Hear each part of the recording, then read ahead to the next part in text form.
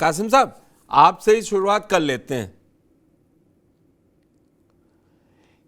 मिल्कीपुर में विधान 10 सीटों पे उपचुनाव होने हैं, लेकिन मैं आज मिल्कीपुर पर बात इसलिए कर रहा हूं कि जिस तरीके से आपने इन 4 दिनों में तस्वीरें देखी होंगी, अभी भी डिस्प्ले पे चल रही हैं, या तो अवधेश पासी का हाथ पकड़ के सदन से सदन के बाहर तक अखिलेश यादव एक बड़ा मैसेज दे रहे हैं, जो थोड़ा थोड़ा परेशानी का सबब बनती जा रही है बीजेपी के लिए। हार गए, ठीक थे, बहुत जगह हार की समीक्षाएं हो रही हैं, लेकिन शपथ ग्रहण हो रहा था सदस्यों का, अरुण गोविल शपथ लेने जाते हैं, ट्रेजरी ब्रांच जय श्री राम के नारे लगाती है, तो इधर से अवधेश पासी खड़ा कर देते हैं।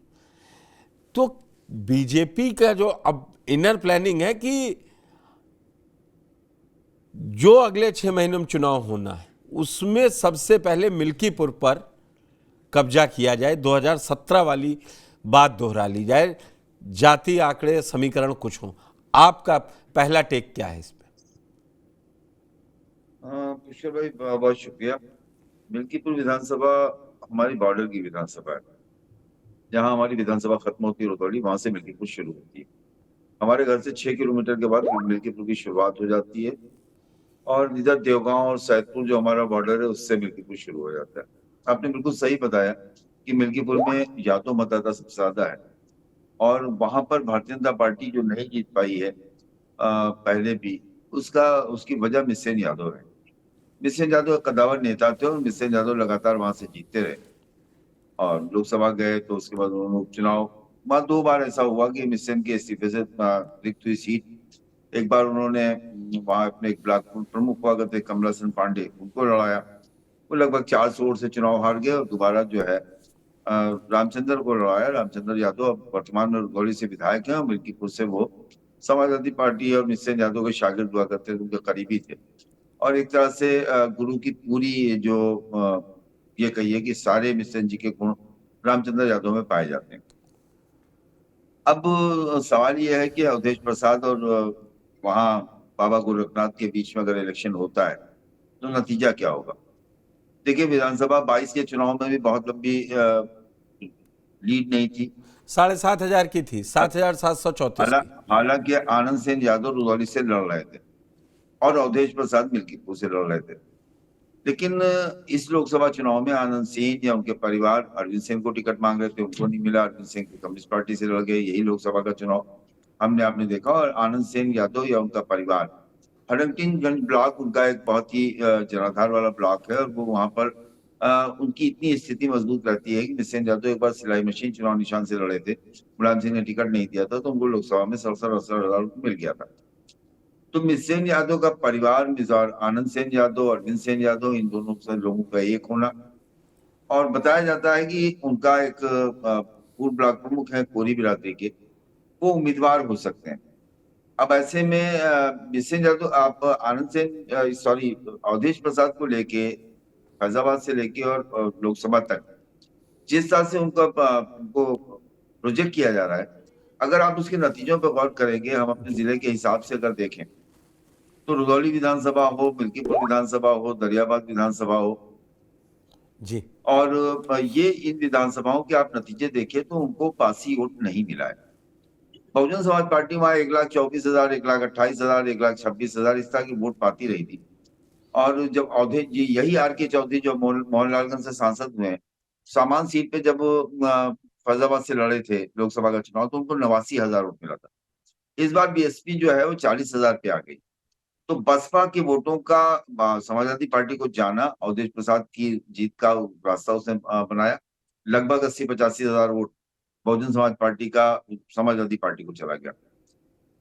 मिल्कीपुर हो या रुदौली हो, अगर इन सीटों का पिछली बार का विधानसभा का फिगर निकालिएगा, तो जितना वोट मिला था लल्लू सिंह को, उतना ही वोट इस बार भी मिला है। लल्लू सिंह रुदौली और मिल्कीपुर और दरियाबाद में लल्लू सिंह ने कम वोट नहीं पाए। लल्लू सिंह को नुकसान हुआ है बीकापुर में और अयोध्या में। अयोध्या खास विधानसभा जो है वहां का नुकसान, और बीकापुर विधानसभा जो पूर्व की विधानसभा रही है, जो सुहावल के नाम से जानी जाती थी, अवधेश प्रसाद जहाँ से आधा दर्जन बार से ज्यादा विधायक रहे, वहां पर लीड बढ़ गई। तो कहने का मकसद ये है कि बहुत आसान इलेक्शन नहीं है ये, उस तरह का इलेक्शन नहीं है कि आप उसको अवधेश को प्रसाद की फोटो दिखा के और जय श्री राम के नारे लगा के या जय श्री राम के बदले में जय अवधेश कह के चुनाव का कोई समीकरण बदल देंगे। ठीक है। मुझे लगता है पूरा कर लें दीजिए पुष्कर जी, मुझे लगता है कि ये जो चुनाव है, इस चुनाव में उपचुनाव में समाजवादी पार्टी का कैंडिडेट पे बड़ा डिपेंड करेगा। अगर जिस बात की चर्चा है और जो अवधेश प्रसाद का स्वप्न भी है कि उनके बेटे अजीत जो है वो कैंडिडेट बने, तो अगर अजीत कैंडिडेट बनते हैं तो मुझे लगता है कि भारतीय जनता पार्टी के लिए केक वॉक जैसा हो। बहुत बहुत शुक्रिया। प्रेम जी, जो सैयद कासिम जी ने एक एनालिसिस दिया, आंकड़े उसी के आसपास कहते हैं, लेकिन आपसे मैं ये जानना चाह रहा हूं कि बीजेपी के लिए एक तो अयोध्या में हार, उसके बाद अब मिल्कीपुर में जो सैयद कासिम जी का कहना है कि बहुत ज़्यादा केक वॉक नहीं रहेगी अगर उनके बेटे को टिकट दिया अजीत को, लेकिन समाजवादी पार्टी के लिए रहे ना रहे, जो जाति आंकड़े बोलते हैं 65,000 यादव, 60,000 पासी और 35,000 मुस्लिम, ये एकजाई होके पड़ जाए तो ऐसा नहीं है कि समाजवादी पार्टी कहीं से बाहर हो जाएगी। एक तो ये आपको कैसे लगता है कि अखिलेश जो ये सदन में घुमा रहे हैं और विजुअल भी चल रहे हैं, अवधेश पासी कैसे अभिवादन स्वीकार कर रहे हैं, मतलब राम वर्सेस अयोध्या में जो जीत के आए हमारे अवधेश पासी राजा हैं, उस पे आपकी टिप्पणी मैं चाहूंगा पहले।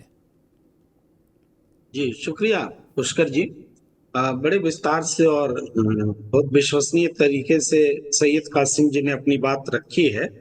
और लेकिन उससे आगे हम बात करें अयोध्या और मिल्कीपुर की इस विधानसभा सीट की अहमियत को देखते हुए, अयोध्या में बीजेपी की हार को देखते हुए और वर्तमान में जो अवधेश प्रसाद जी का प्रोजेक्शन है समाजवादी पार्टी और इंडिया में, उसको देखते हुए तो सामाजिक समीकरण के आधार पर जो वोट बैंक हैं वो तो पहले से भी रहे हैं और विधानसभा क्षेत्रों में जो जीत या जो स्थिति है अपोजिशन की वो भी कमोबेश उसी तरीके से रही।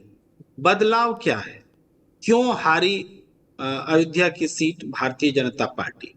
तो इसमें सामाजिक समीकरण से ज्यादा, देखिए जातिगत तो है लेकिन इसके बावजूद एक जो हिंदुत्व का छौंक रहता है उसका कहीं ना कहीं बीजेपी को फायदा मिलता रहा था, इसलिए वो सीट जीत रहे थे।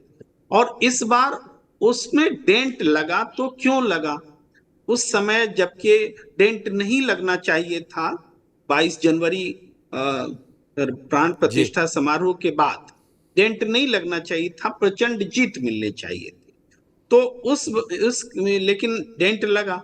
तो इसके जो लोकल कारण जो अब तक उभर कर सामने आए हैं वो स्थानीय लोगों का गुस्सा, उनसे जमीन लेना, उनको उचित मुआवजा नहीं देना, कारोबारी का गुस्सा, बहुत तरह के फैक्टर्स आए हैं जिसको हो सकता है उचित ढंग से बीजेपी ने उस पर काम नहीं किया, तो वो हिंदुत्व की लहर भी वहां फीकी पड़ गई और वो सीट हारी।